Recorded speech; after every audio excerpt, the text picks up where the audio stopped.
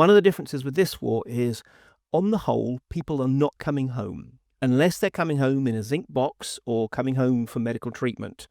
It's very rare for people to get leave.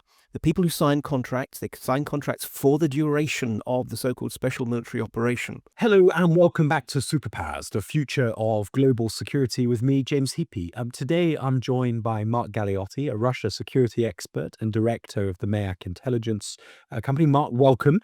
This is, I think, at least your second visit It is, yes. to Superpowers. And I remember last time around sort of grazing on the comments and everybody being absolutely astounded at your brilliance. So it is kind of you to come back and share them once again, not least because you do so on an inauspicious occasion. We've just gone through the 4th anniversary of this phase of the war in Ukraine. I always sort of push back when people say it's the anniversary of the start of the war.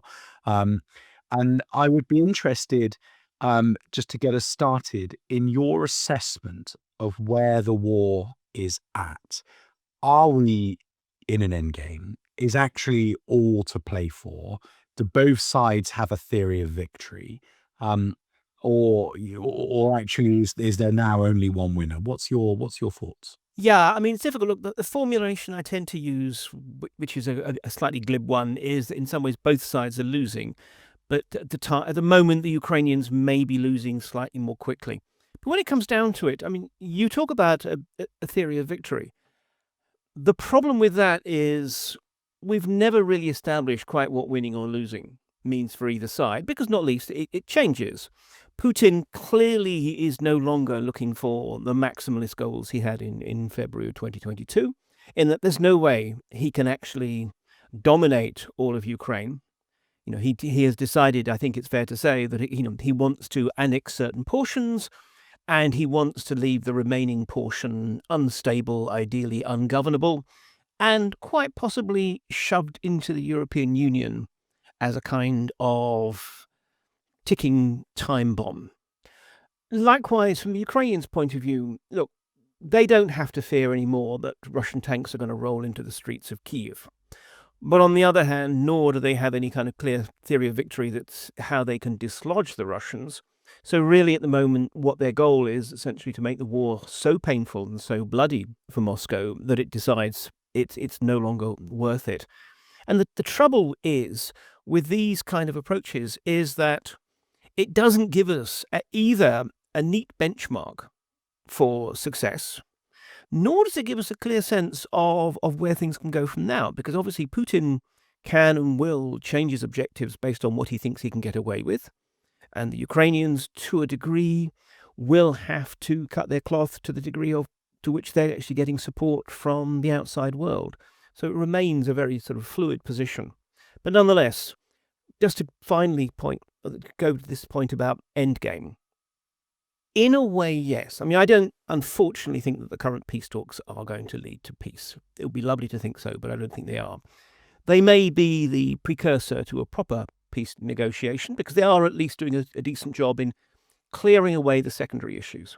However, let's assume it doesn't happen. Let's assume the war rolls on. I don't think either side can maintain this tempo of operations for beyond the end of this year. So one way or the other, in a year's time, I don't think the current phase of the war, to use your own phrasing, will be continuing. Unfortunately, we may just simply be in a different, more exhausted phase. So I want to rehearse to you two things that one I heard privately this week, the other that was very public. So the private view was from a former Ukrainian minister with whom I worked closely when I was in government, and he was optimistic. He felt that the imbalance between what the Russians could recruit each month, versus what the Ukrainians were killing or injuring each month was an unsustainable deficit. The numbers he was using were 35,000 dead or wounded per month compared to a recruiting pipeline or a conscripting pipeline of about 25,000 per month. And that it was a worsening return because the consequence of that deficit in their kind of inflow versus injury rate was that they were being able to train people ever less well for the front line, making them ever less survivable. And thus he was optimistic. He's a patriot. He's a Ukrainian. I think there's obviously an optimism bias, but I found his kind of rationale quite compelling. And then last Sunday in the UK, we were treated to the former Prime Minister Boris Johnson going on to television. And again, I thought in a way that was quite convincing, setting out the case for why the coalition of the willing troops should just deploy now. That there's never going to be a binary moment when you say peace has arrived, so now's the moment for peacekeepers.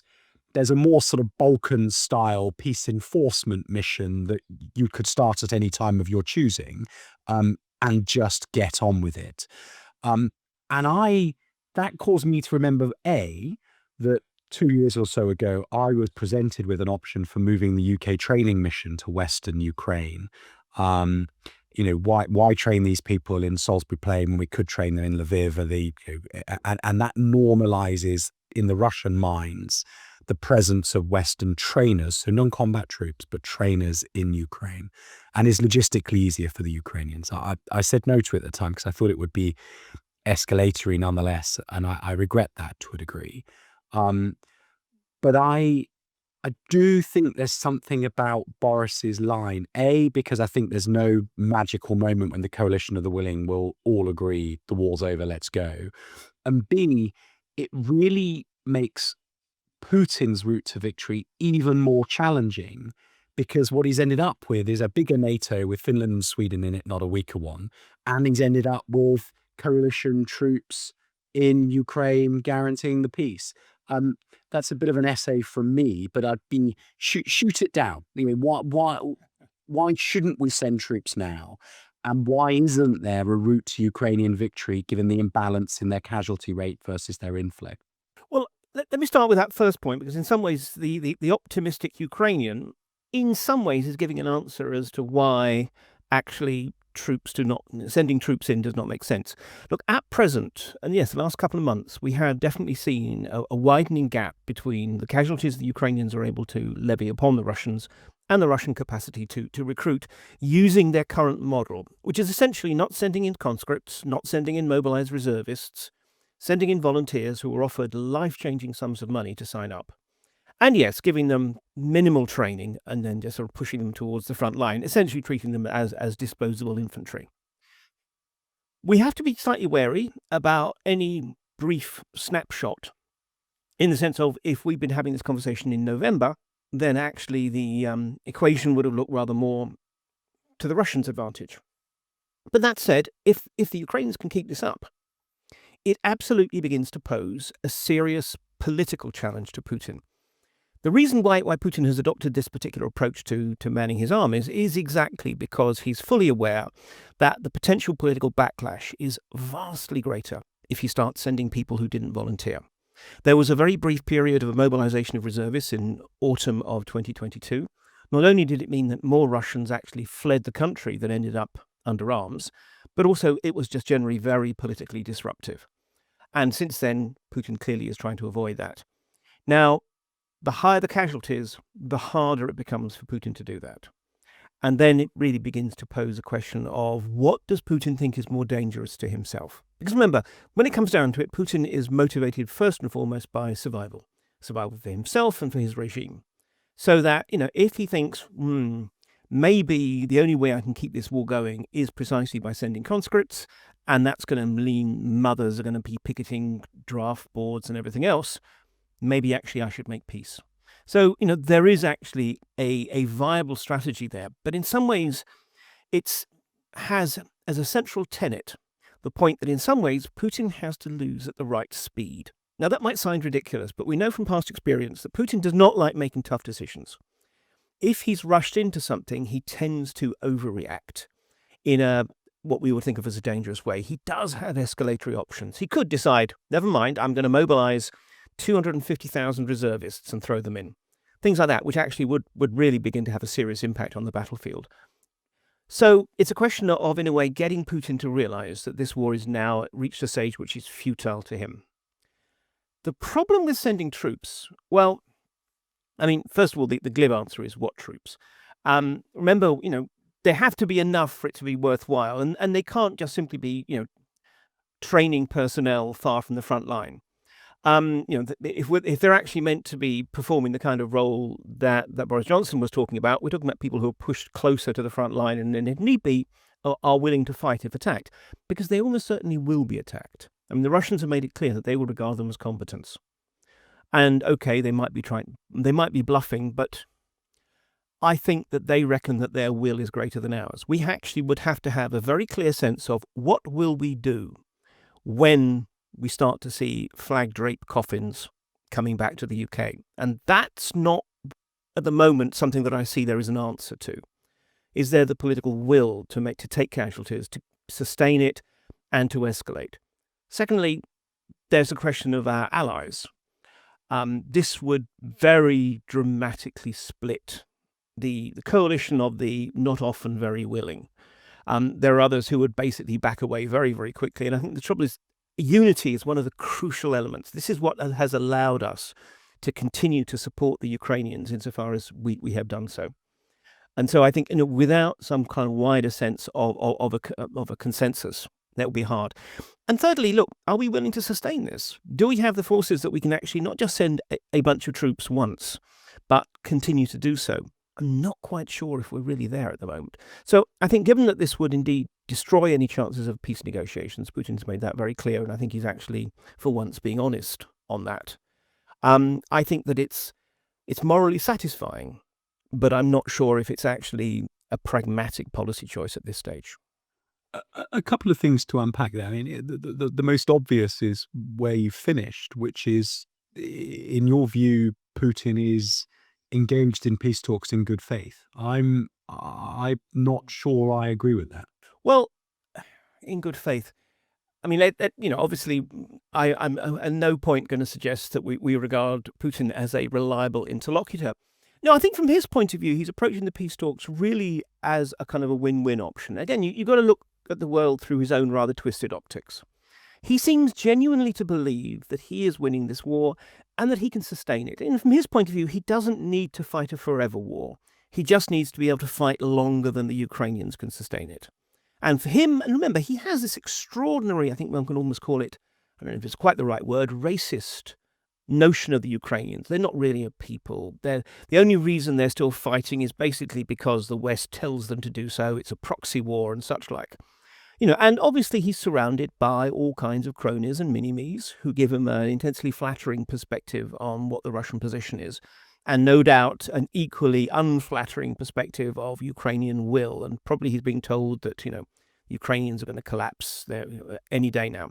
So I think from his point of view, he's gone into the talks with demands that are probably impossible for the Ukrainians to accept, particularly in terms of the remaining unconquered portion of Donetsk region. I think from his point of view, he says, well, look, if I get something that I think is a deal that I'm happy with through the peace talks, great. I claim a triumph. I demand a certain level of sanctions relief as part of the peace agreement and so forth. And essentially, I can tell the Russian people that I've won.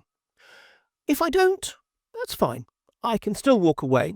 Yes, it'll take me maybe a year, 2 more years on the battlefield, but I'll still be able to get what I want, and I feel confident that I will. This is why the Ukrainian approach is so important at the moment. It's shaking his confidence. Because remember, ultimately, this is a war, but this also is being fought in just the skull of one man. Shaking his confidence that time is indeed on his side. So long as he's got that confidence, then ultimately he has no reason to make the kind of concessions that peace would require.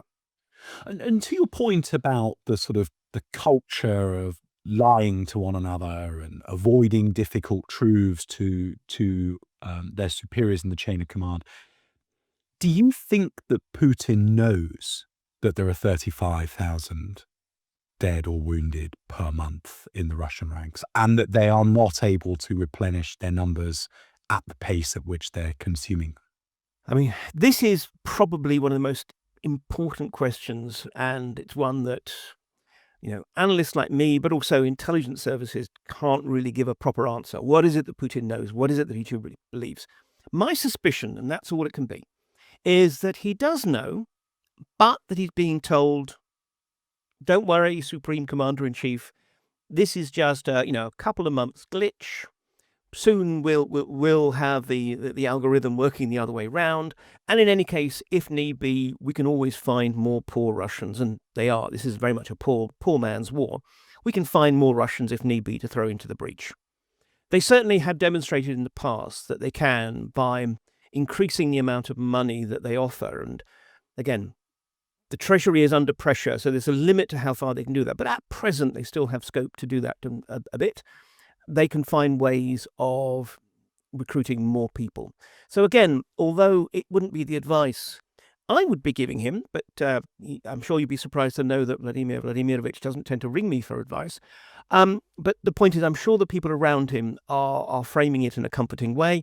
And the sad truth of the matter is that 35,000 dead and wounded doesn't seem to be something that he cares about. He cares about victory, he cares about survival, he cares about his historical legacy. And if he has to burn his way through, well, what's the current figure? 1.2, 1.3 million Russians to get there. Fine, he's happy with that.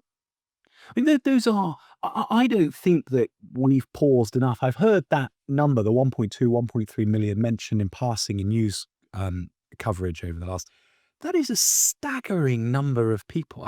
I'm sure I heard the comparison that it's more than the US lost in the Second World War. It's more than all conflicts combined since the end of the Second World War. It's an enormous number of people. And it is genuinely quite sobering that the Kremlin just sort of shrugs it off as the price of doing business. And what a reflection of the grip that he has on Russian society, Russian media, the Russian public discourse, that hasn't broken out into a cause for insurrection. Yeah, I mean, I think there's several factors there. I mean, one of them is precisely the fact that this is being fought by volunteers off of huge sums of money. And everyone knows about the sums of money because everywhere there's recruiting posters and such like. So I think what has happened is there's a sense amongst many Russians, and this is something that I'm getting from the people whom I still know and speak to, is that in some ways it's almost become seen as that these soldiers are playing a particularly bloody lottery. That they sign up, they're in some no-hope job, if they have a job at all, in some no-hope part of the Russian Federation.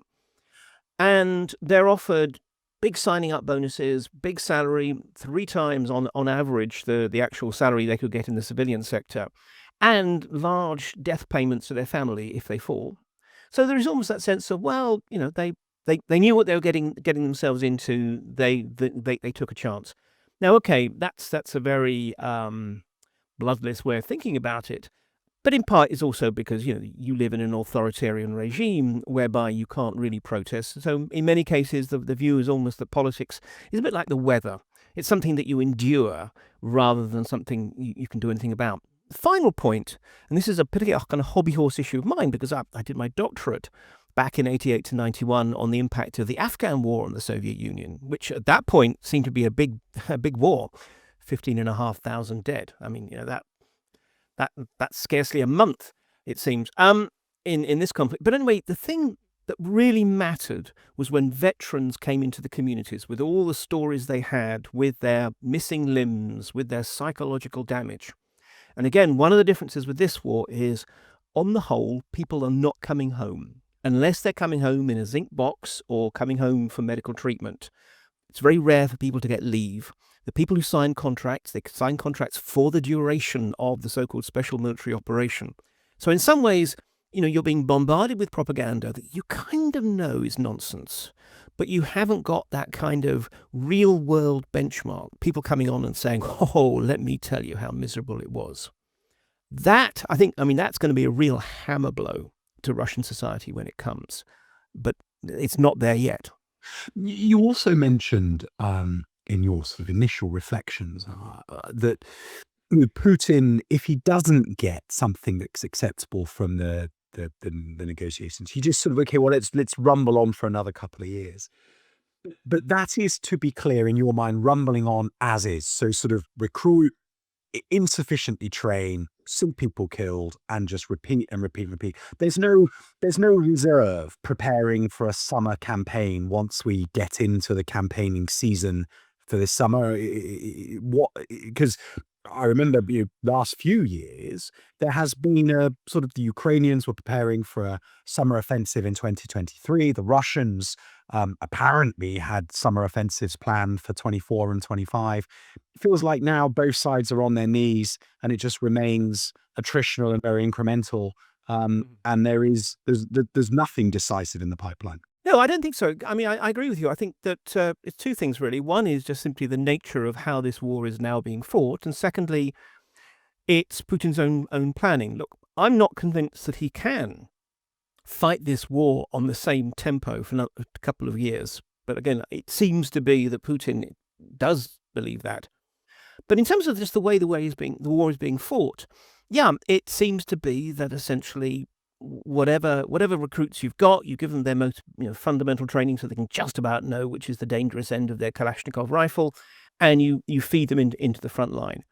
The days of specific offensive seems largely to have gone. Not entirely. I mean, obviously there are times when they do mass some forces, but certainly this is now a kind of 12 months of the year slow bleeding attritional conflict, and it's one that is not being fought by clearly established military forces rolling out in their combined arms operations the way the Russians trained.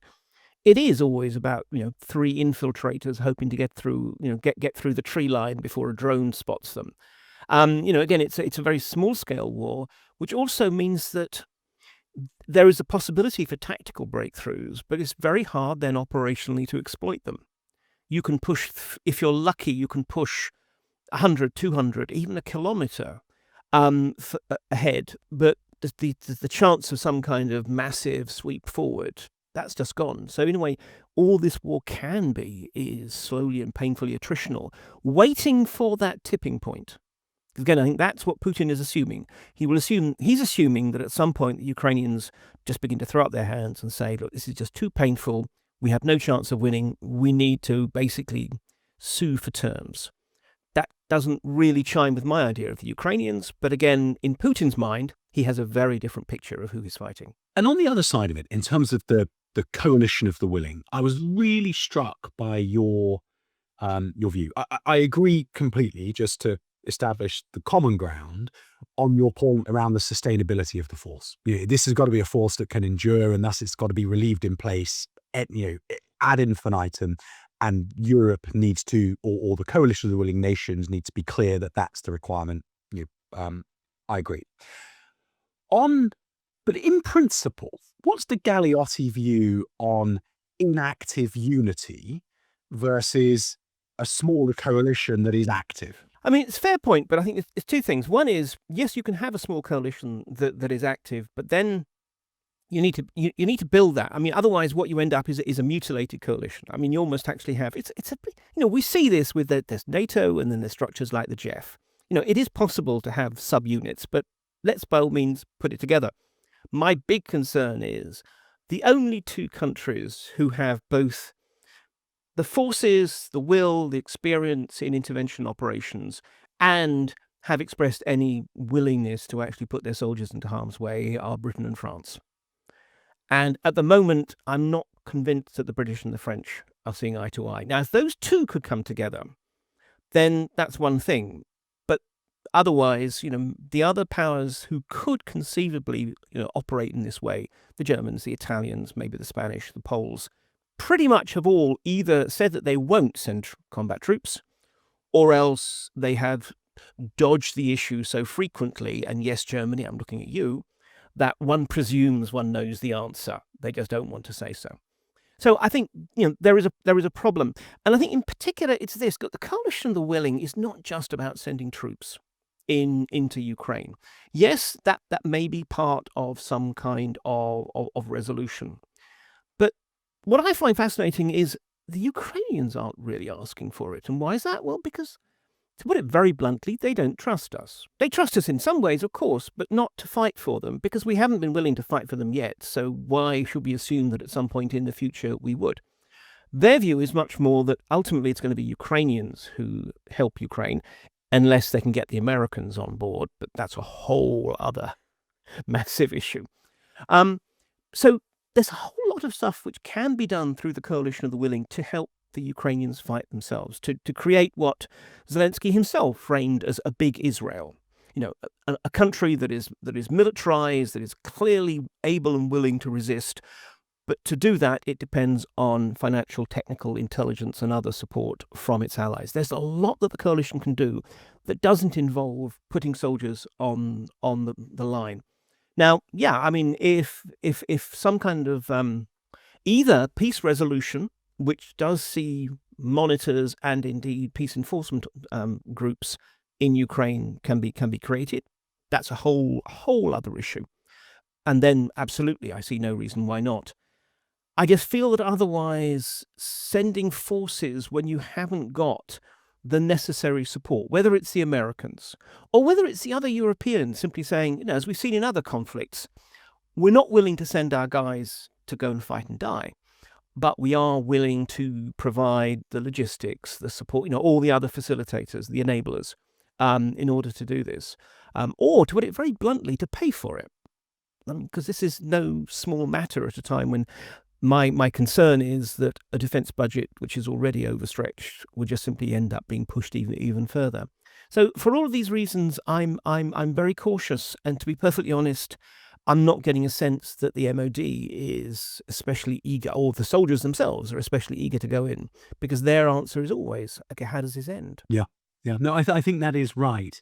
I'm going to just keep you on coalition dynamics, though, because the other thing that I thought really interesting this week, and it's a part of Putin's effort against the Ukrainians and against the West and towards his own people that is not talked about enough, in my view.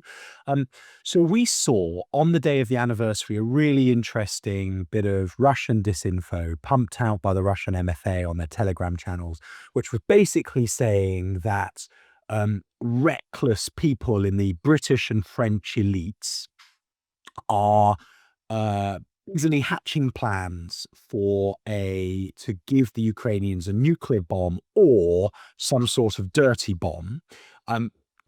Outrageous and ridiculous suggestion in the first place.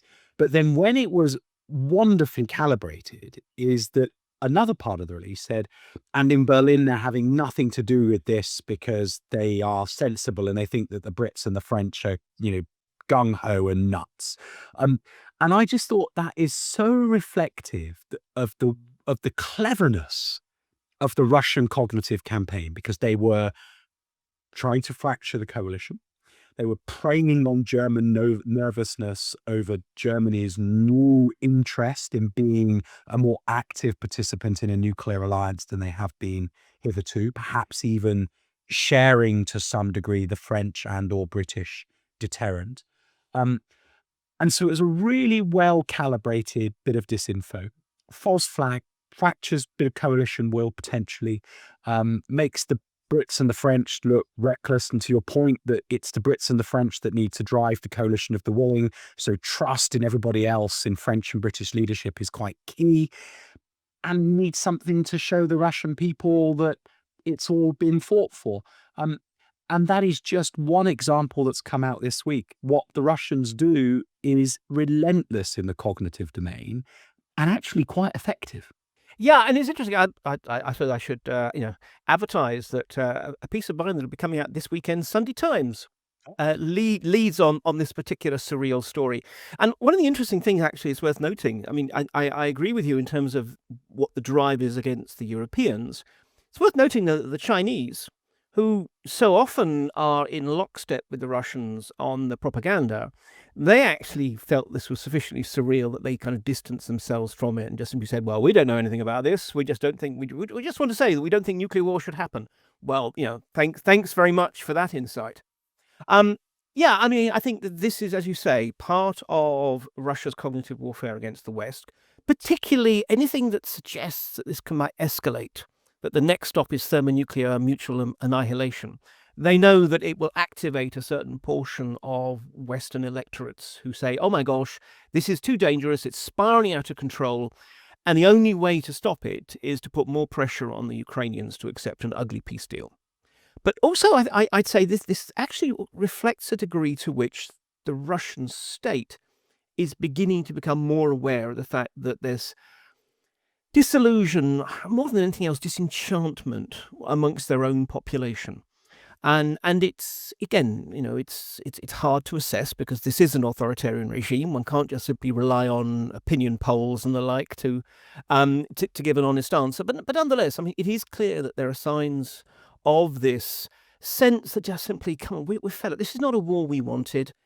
Yes, fine, we're patriots, and if our country is in a war, we'd rather our country win than lose. But still, for heaven's sake, can't we reach some kind of conclusion? And it does tend to be an instinct amongst Russian propagandists that if their message is not getting through, they just simply try and shout it all the more loudly. And I think that's also a part of this, because suggesting.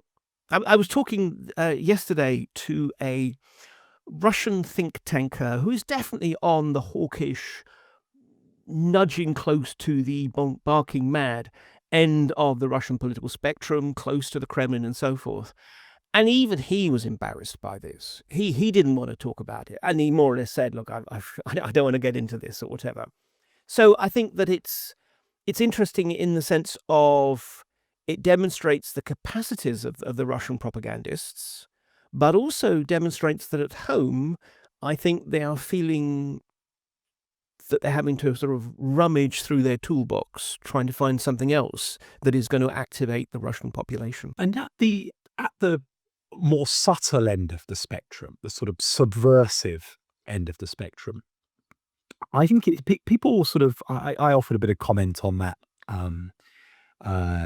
dirty bomb story on LinkedIn, and a couple of people sort of chirped out like, why don't governments call this? Why don't Western governments call out Russian disinfo activity more warningly?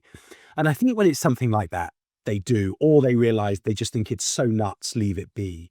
But the really difficult bit is when you suspect that Russia is interfering in something like the Scottish independence referendum, because Faslane and Lossiemouth are really important to the Greenland, Iceland, UK gap. It's in their strategic interest to see the UK fractured and potentially the Scottish geography not in NATO. Anybody who supports Scottish independence will cry foul to see the British state calling that out, and the Russians do it. And this week here in the UK, we've just had the Greens winning a by-election on the day of recording today, Friday the 27th. And their party leader, Zach Polansky, has been, talking about unilateral disarmament. Now, I don't think for a second that Zach Polansky is a Russian stooge. I think that is a genuinely held political view of his. But make no mistake, the Russians will see the opportunity to amplify that narrative. But for Keir Starmer, who has now got real pressure politically from the Greens, for Keir Starmer to say, well, Zach Polansky is being helped by the Russians, just looks like sour grapes and makes him. So it's incredibly hard. You see the same with AfD in Germany. AfD is an organic German political reaction to German politics, but incredibly helpful to the Russians and thus amplified and accelerated. But if the Chancellery calls it out, AfD say, well, look, you're just running scared and now you're making up all these lies. I accept your point that this week a dirty bomb from the British and the French looks desperate. But there is a subtlety and sophistication and an opportunism to what they do week in, week out that is far harder to spot and to call out. Very much so. And I think Putin in so many ways has proven to be quite lucky throughout his political career.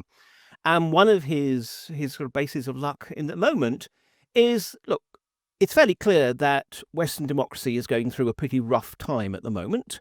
And that's nothing to do with the Russians. It's nothing to do with any kind of specific factors. It's, I think, just simply because society has moved on, a democratic pattern that really was established in the 19th century, which depended on certain notions of class deference and solidarity and so forth, just doesn't apply anymore. And we haven't really worked out how democracy can modernize itself to the 21st century. Big issues I'm not going to raise now. But it does mean precisely that we're in a time of particular fracturing. And that's the thing. The Russians have no magic mind control powers. They can't actually take someone and redirect. But what they can do, and what they are depressingly good at, is amplifying our own internal disagreements and finding those fault lines that they can just insert a crowbar to open up that little bit more. And particularly because, look, modern Russia is a post-ideological state. I mean, it's a bizarre mix of neoliberal economics and neo-feudal politics.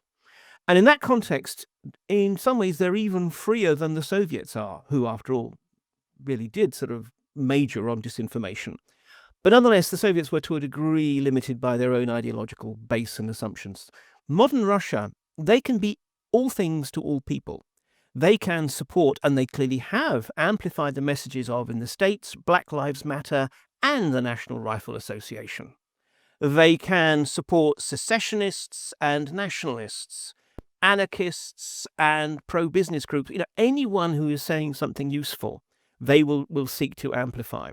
Because what they're trying to do is not convince people, not make people think, actually, the Russian model of politics is the right one. No, they just want to paralyze us precisely by amplifying these internal divisions. So that in some ways we're unable to muster the kind of will, the kind of unity that is needed to resist the Russians, particularly when it comes to Ukraine, but more generally. And as you say, this poses a really difficult challenge to democratic societies, because unless you are already really credible and legitimate, and there are precious few national leaders and structures, which these days are, precisely, you call it out, and all someone's going to say is, oh dear, you're playing the old Russian card. Isn't that a desperate gambit? Or, I remember, I lived in Prague for a while, and the Czech Republic does have something, quite a serious problem with this. And I was talking to, again, someone who was on the more discontented end of politics, but not, I would say, in any way a Russia supporter or anything like this. Anyway, who happened to give one of the various talking points that had clearly been pushed by pro-Russian outlets. And I said, look, you know that that's just been debunked. And his response was, well, look, if a government is so keen to actually squash this story, it shows there's something in it. I mean, how can you win in those circumstances? Yeah, Mark, is extraordinary. I'm looking forward to reading your column in the Sunday Times. It's I find this element of not just this war but all modern conflict absolutely fascinating, and this has been a really interesting thing for you and I to reflect on. And perhaps I might get you on again, and we can think about cognitive warfare more globally. It'd be fascinating to expand the conversation. However, I'd be delighted to. we're over time, but I can't let you go without just getting 2 minutes on you on whether there's going to be war in the Middle East by next weekend. Oh, gosh. I mean, this is because essentially, if there's going to be war, it's because Donald Trump has decided to start it. And predicting quite what Donald Trump is going to do is something of a mug's game. I just can't help but feel that the sheer amount of firepower that has been gathered, and if all the various accounts that we're getting through all sorts of strategic leaks are true, the American demand, it's little shades of Putin and his demands on Ukraine, but the American demands on Iran are so maximalist and so frankly demeaning that I can't see how the Iranians can agree to that, however much they're going to try and shift the grounds of negotiation. And in that case, I can't help think that Trump will be tempted to use his toys. I fear that you're right. And if we need to record an emergency superpowers as a consequence, we know where you are. And I know that our viewers will be delighted to see you again. Mark, thank you so much for joining us again. I'm sorry that we've taken up more of your time than we should have done, but it really My very great pleasure. You've been watching Superpowers, the future of global security, with me, James Heappey. For more of this commentary, please make sure that you subscribe to the Trump Report YouTube channel or whatever your favorites podcast provider is, because across Frontline, the Trump Report, and Superpowers, we do our best to bring you brilliant people like Mark to talk about what's going on in the world and try and make some sense of it all. Until next week, goodbye.